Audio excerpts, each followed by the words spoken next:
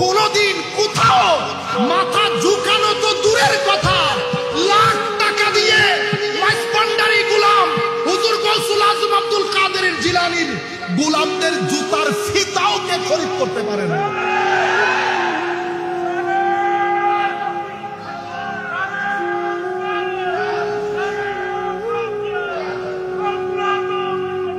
হুজুর আলী কাররামাল্লাহু ওয়াজহাহুল করিম বলছে, মোহাম্মত করেও বাতুলতার দিকে চলে গেছে।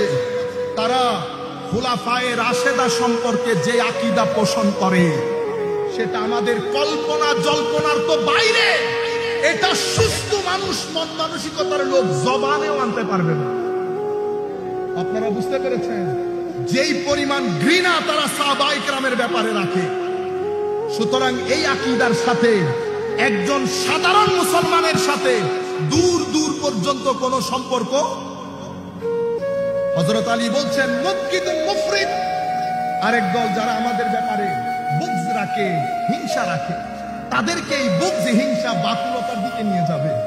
তাদেরকে আমরা নাসেবি খারেজি বলি। এরা ছিল, এরা আছে, এরা থাকবে।